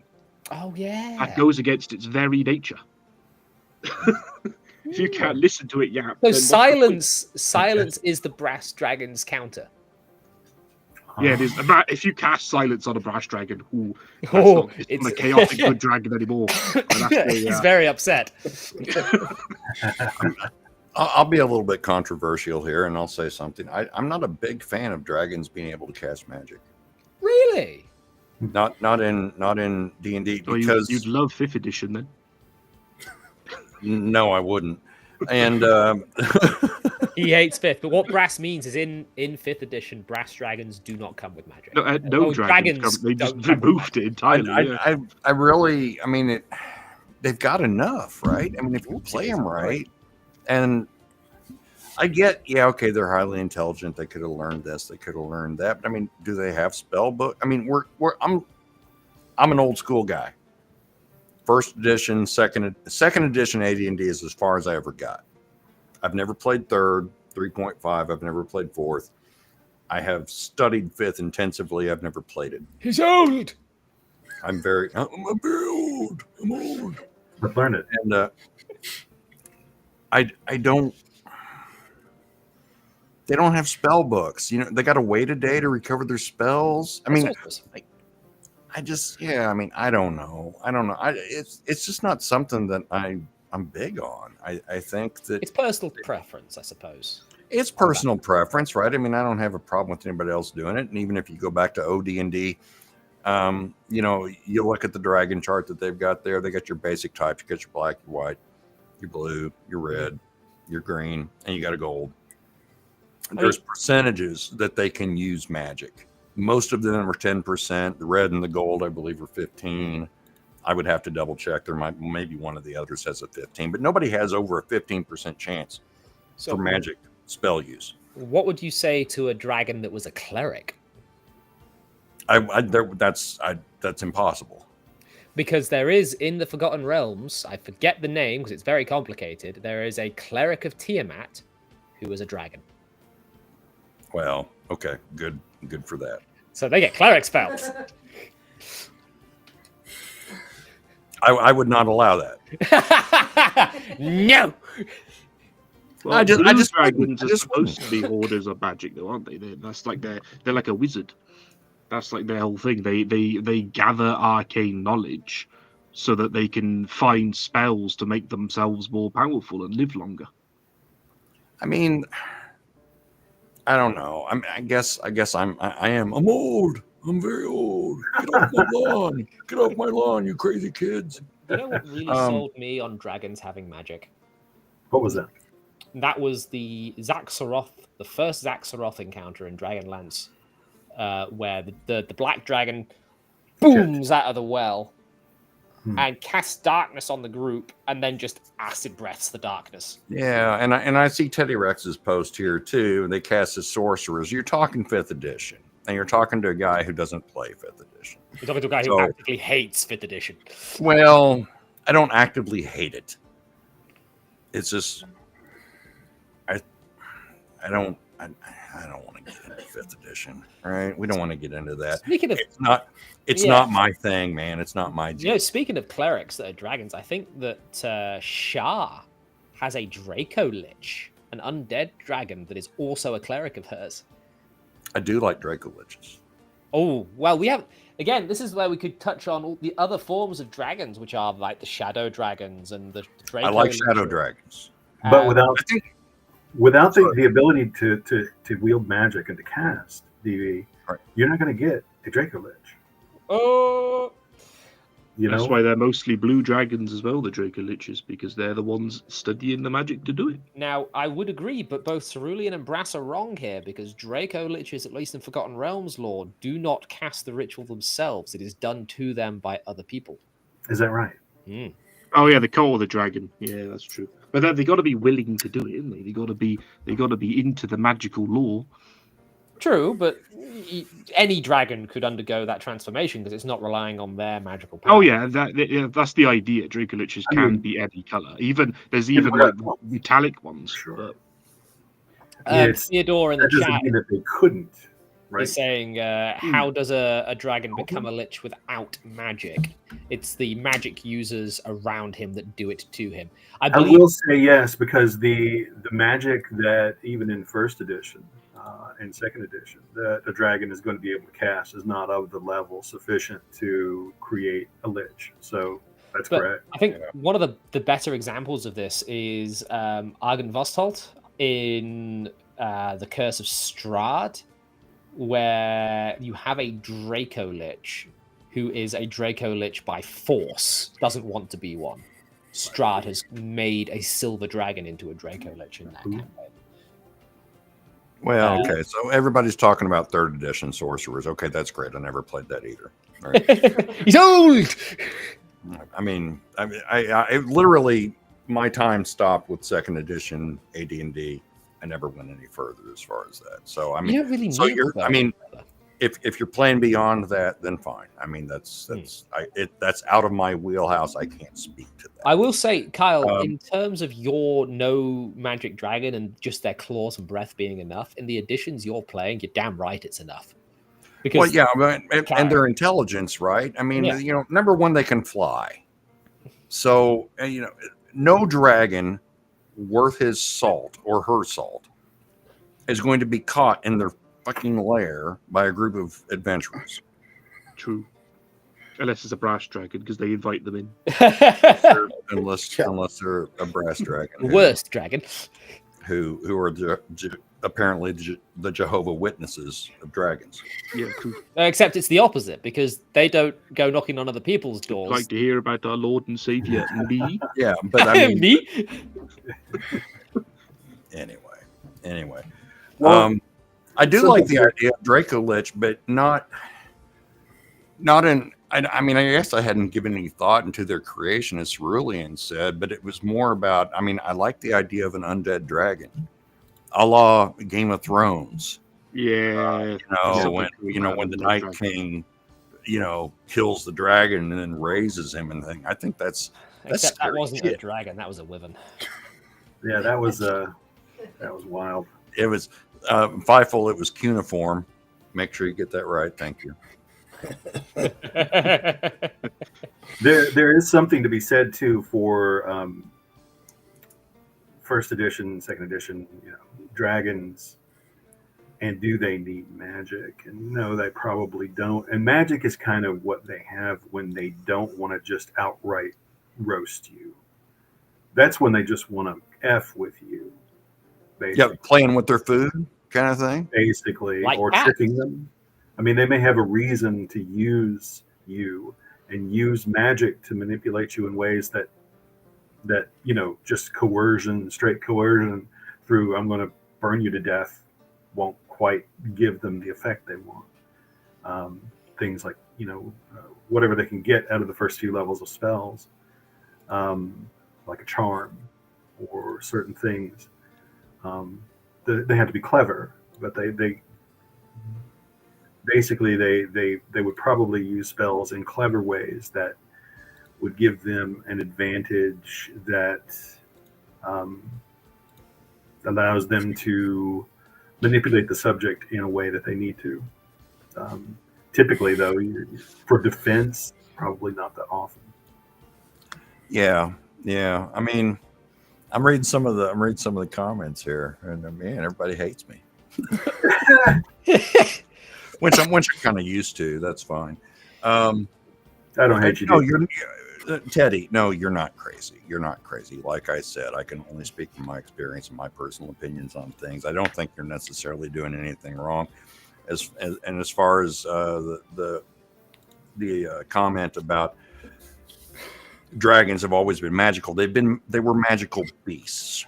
They're like a unicorn, right? They're magical creatures. They're mythological. That doesn't necessarily mean that they can use magic. I can't think of a single example from mythology, not D&D. St. George and the Dragon. I don't know enough about Asian culture to talk about Chinese dragons or some of those creatures. Do any of them use magic? Actual magic spells? I don't know. I can't think of an example of that. I would need to reread it. There's a dragon that in the third part of Beowulf, that Beowulf fights. Okay. And then there's also from the same Nordic traditions, the hero Sigurd fought and killed the dragon. And I would also need to read that, but that's probably part of the Eddas. So those would be two possible sources to look at. I wouldn't know of any other particular stories. Right. Yeah. I mean, well, Daniel from Driving and Dragons is insistent that all of Chinese dragons apparently use magic in some way. That would make sense to me. I will defer to that because I do not know. I wouldn't know, but it seems right. Right, chaps, we're going to wrap this little part of the conversation up because I want to do something a little bit different. Ty, we've not heard from you in a bit. You've been standing there. I'm going to let you say one or two more things about what you think of the conversation that's just occurred. And then I'm going to bring in an arbiter. And we will give the wife the final vote on what the best dragon is from what she's heard this evening. So, Ty. I'm learning a lot from you guys, obviously having the most experience. Green dragons sound like they would be terrible to come up against in any campaign that you would create. Well, horrifying. Same with the blue dragon as well. And the brass dragon, I'm pretty sure that's the worst way I can imagine to die, is literally being talked to death. It's almost like being on a stream. It's I still like the might of the red dragon. I still got to go with ours. Just the like I said, the tactics behind it and the thought from everything that I read, and just I don't know, they seem like they're kind of like the pinnacle for that front facing. Red dragon is the dragon, really, isn't it? Like, Ty's correct, and Cerulean's second correct, and Jack's third correct, and Brass. Somewhere down there. Brass, you're a cool dude. I like you. Right. So the arguments have been made. Oh, I have one more argument. Okay. Brass and blue are going to be prettiest, and here's why. I agree. Their scales are constantly scoured by sandblasting, and therefore they are the most beautiful. Yeah, and that's written into the lore. That's not. I'm not making that up. Go ahead. That's a pretty good argument, actually. I was about to say, well, green, shimmers, but it's kind of going to have like moss all over it, and mud. Okay, look, I'm going to bring in my lovely wife, and hopefully, babe, you're ready to tell us, out of all the arguments you have heard, which dragon is the best?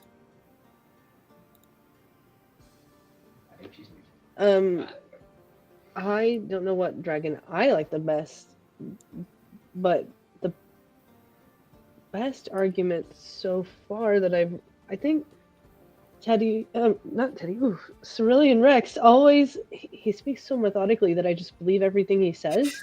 So it's the beard. No, it's the voice. It's hard to argue with. I mean, it just feels so well thought out all the time whenever he speaks. So I don't know. It was distracting, and I feel like I agree with Cerulean.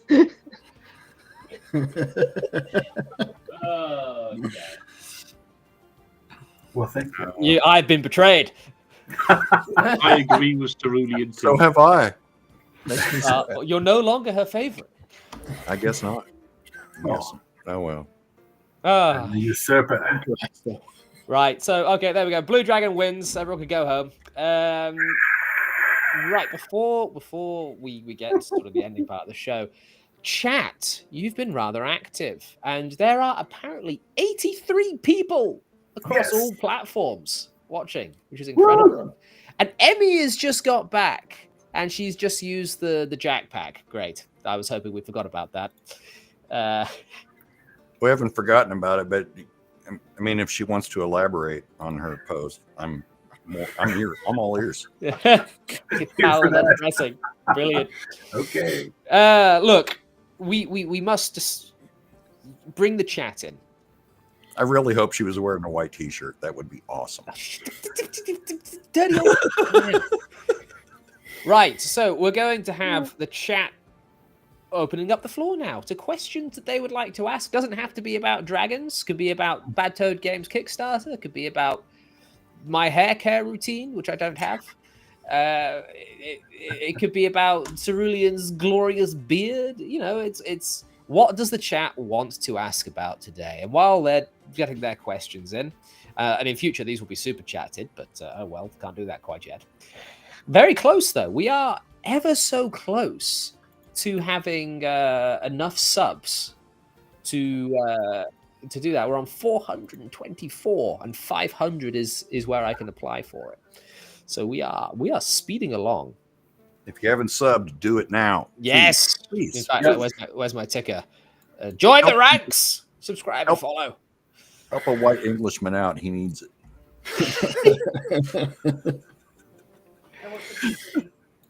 You with what? I want something pretty. Yeah. I need to buy things pretty for the wife. Well, and substantial.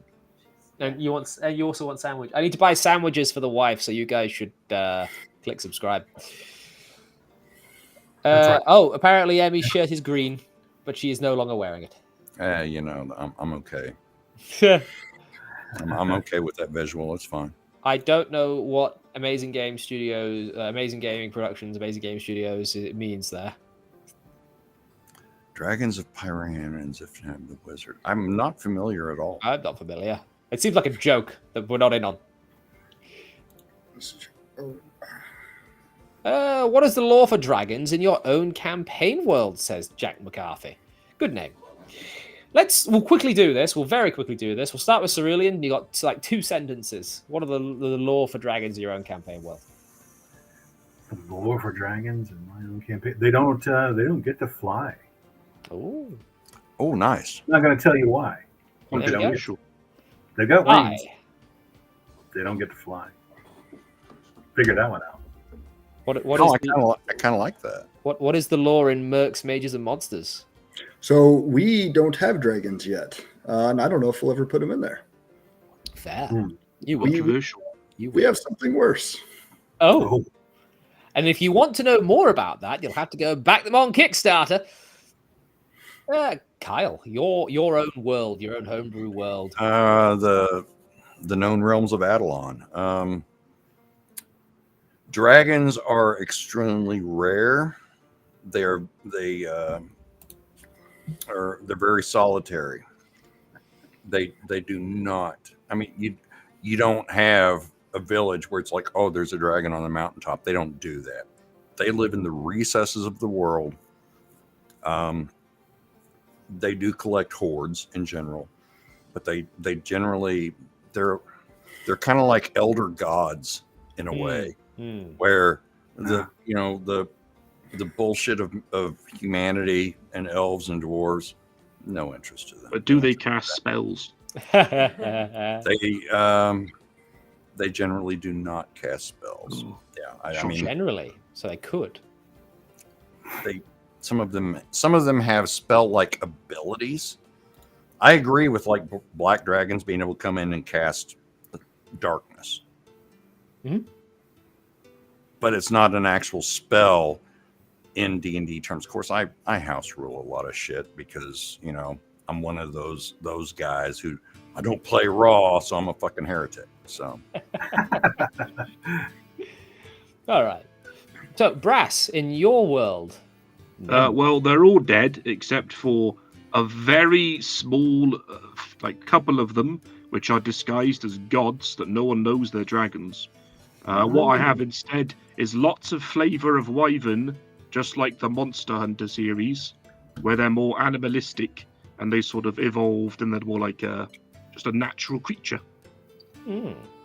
Interesting. Very nice. And in my world, the world of Varfal, there is one very famous dragon still alive at present, and her name is Phaeolas. She is the Queen of Feodrel, and she guards the Dragon Vale up into the Blighted March and the Silvered City from the Wraith King of Urma. There you go. There's some. You can actually go and read about that on my website, lostlorelibrary.com, where I have written a long lore dump of the Dragon Queen and the Wraith King. What color is she? She is a green dragon, but she is a good dragon. Sort of. More of a neutral dragon, but she tends to side more with the good. Green, good, impossible. Right. Next question. There was another one. The Elven Maiden. I don't know if you want to talk about it, but what are your take about dragons in other cultures? Are Japan and China's dragons part of your fantasy worlds? We'll go with the same order, Cerulean. No, sort of a second cousin to maybe the Eastern dragons, the Chinese in particular. Yeah, as close as I could say, a second cousin to that. Definitely drakes, but no drakes that you've ever heard of. Ty? Well, and again, we don't have dragons in ours, but I always thought that the Japanese and Chinese dragons were really apart from like the Western ones, those were always really intense. They were so much different in the way they moved and how how they performed in the stuff that they would do. I always thought that was really interesting. Intense is a good word. Kyle. Yeah. My dragons are solely Western European traditions, so I don't. As it should be. No, I'm not saying that. I think that that's fine. It's just I tend to operate within the experience and the knowledge that I have. I mean, not that there's anything wrong with trying to expand that knowledge, but I just don't. I mean, I'm too old to worry about that shit, right? Dude! To be quite honest. One thing which I forgot to mention about my dragons too, is that they're generally just kind of neutral, and I don't distinguish them by colors or metallic. There's just a dragon. It's a creature. It's kind of this mottled, it's like a lizard. It's kind of this gray, brown, green. Well, my dragons hints of red are multiple colors, but the colors don't really pertain to anything. Yeah, and the breath weapon is always fire. Same, actually. Brass. I do have Asian dragons in my world, but they're included in that very small handful that are still going. One of them is known as the White Serpent, and it's followed by a clan of samurai, and it can bridge the gap between life and death. So it's more of a spiritual entity rather than a Western European dragon, I suppose. That's hella cool. That's cool. So, from what I can see here, the Amazing Game Productions question was about a series of novels called Elven Star, written by Margaret Weiss, actually. But I have not read them, and so I can't give you an opinion. I don't think anyone else here has read them either, by the look of it. No, I have not. Another thing to add to my list. Brilliant. Yeah. In terms of the other question that was asked, I don't know. I don't know if there are other dragons from other cultures, because I'm one of those creators that I sort of open the porthole to look into the world that I'm writing about, and I kind of find out what's going on, if that makes sense. I don't really map out too much of what's going on. I just happen to discover it along with you guys. It's a bit of a trip. We're going to have one last question. And it is Jack McCarthy. Have you ever played or run a dragon player character? If so, what was it like? Cerulean. I have not. No? Ty? No? Kai? No. Brass? Dragonborn. Close enough, I guess. Dragonborn Sorcerer Tanal. I have not done a player character dragon, but I have got a campaign from yesteryear where there was a silver dragon quest-giving NPC in the guise of a knight, and the party never found out. Right, that'll do for questions for now, chaps, because we are coming up on 11 o'clock. We've got another 12 minutes or so, so we'll have a quick roundup. This has been great. I have really enjoyed just sitting down to yap about dragons. I always said to Brass that I don't want to do the culture war. I just want to talk about dragons. And God damn it, today we talked about dragons. We filled 2 hours with dragon talk. So we're going to be revisiting this conversation at some point, I think, because dragons are fantastic. Part 2 next week. Part 2 next week, perhaps. Very much perhaps. Although there is an interesting thing that will be happening next week. I will be, I believe Mr. Jack McCarthy will be on with one of his players for his Brownstein-style game, Gobstein, which will be for charity, I believe. So we'll be looking forward to seeing how the Halfling Merchant Guild, which has the backing of the Lost Lore Library, does in its trading network around that isle. So, before we leave, make sure you have liked the stream, because we have 82 people watching over various platforms, which is fantastic. Do like, subscribe, share, make sure you give all these guys a fantastic follow on the various social media accounts that are about to be linked in chat here. Now, Ty. Sir. We are going to go to you first, for you are at present doing a Kickstarter. Yes. I'll stick on screen for you. I appreciate that. Yeah.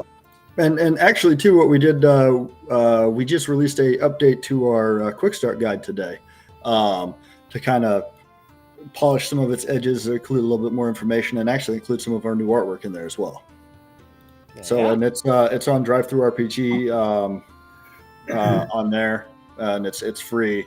And then we added an add-on as well. We actually found a place that would be able to print our maps and make them look good once we get funded. So do go and check out the Kickstarter for Mercs, Mages, and Monsters at that link that I have just popped in chat for you lovely people. And do go and give Bad Toad Games a follow over on X. The chaps really do deserve your support. I like the cut of their jib. And hey, if our Kickstarter doesn't fund, for all you guys that have backed it and supported us, we'll make sure you guys get a discount code for when we release it on TTRPG as a digital. That is fantastic customer service. More reason to go and back the Kickstarter, my lads. Now, we'll then go to Brass, just so I can get something else up in the meantime, but I will get your X for you, Brass. Well, I've not got a lot to plug. I tweet once a month nowadays. Though I did get my hands on a new book that Kyle would absolutely love. The new 2025 Monster Manual. 6th edition. I'm sure Ryan David would love it too. And I'm going to do a review of it one day. I'm comparing it to the 2014 edition, which is probably vastly superior. The unerrated or the errated version? Because I believe they released a good long list of changes right before it was already. I don't know which one I have, to be honest. It might. I think I've got the original. We'll see. We'll have to check before you start reading through. You'll have to check to see if the changes have hit the Monster Manual you've got or not. Good point. Cerulean, I believe I have to do this. There we are. So, coming soon, a video that I am currently in the midst of editing. This will sort of be the smaller version of a 2-hour plus conversation I had with these gentlemen right here concerning the work of one Mr. Keith Parkinson. That is Nick Parkinson at the top of the view that you're seeing there. And of course, I don't think Jeff Easley and Larry Elmore need too much introduction. We had a pretty good conversation about Keith and his work and overall, and some reminiscing about their times there, but one work in particular, that what you see, which I'll name Chernivog. That is what Keith titled it. That video is coming out on my YouTube channel probably within the next 2 weeks. I'm in the midst of editing, and as you might imagine, 3 hours worth of material is a lot to go through. So if you've not followed me on YouTube, I'm Cerulean Rex there. Also, I will definitely put up notations about that video being available on our art history, our fantasy art appreciation group, Knights of Brush and Palette, which can be found on both X and on Facebook platform. Which are both now in the chat. Thank you, sir.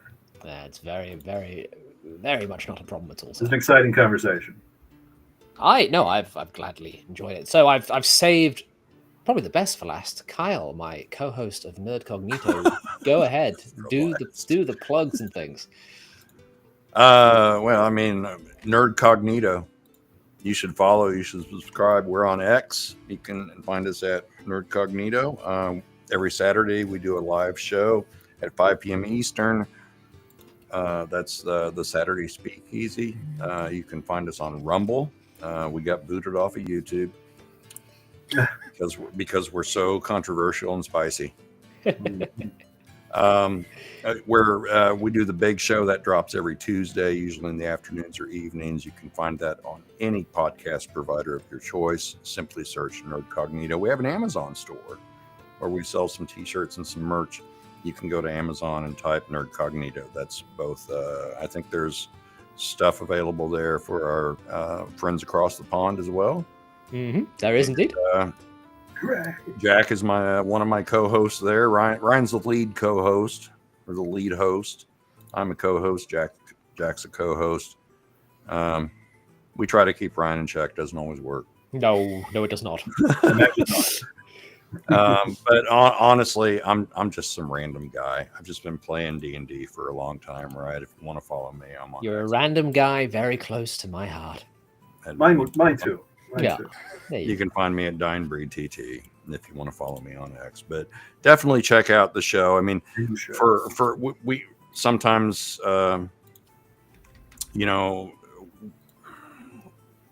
sometimes we stir some shit, but we're really not that bad. Sometimes. So I'm not sure if I'm allowed to do this, but I'm going to do it anyway. In the chat is a link to the Rumble page for Nerd Cognito. Do beware. It is not for those that are faint of heart. Now. We're fine. We're fine. We're actually fine. It's actually a very cool show. It is. No, it honestly, Nerd Cognito is one of those places where anyone can go and have a sit down and a chat. There's a lot of weird, nonsensical hubbub around it a lot of the time. And we lean into it because it's funny. Right. Let's get to me, the host. This is my library, damn it. We're talking in it. Shh. Guys, no, thank you very much for joining me. Please, everyone, do go and give them all a like and a subscribe and a whatever you do on their various platforms, because they've given me 2 hours of their time, most of them, an hour, some others. And it is much appreciated because I love doing this on a Wednesday.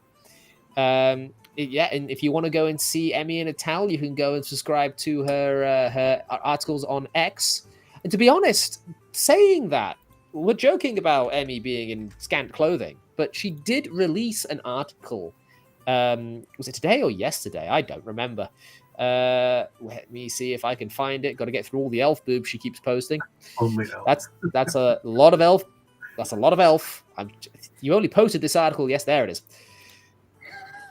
This is the article that she posted yesterday about simulating worlds, and I very much appreciated every word of it. In fact, it'll be a good topic for a tittle one of these days.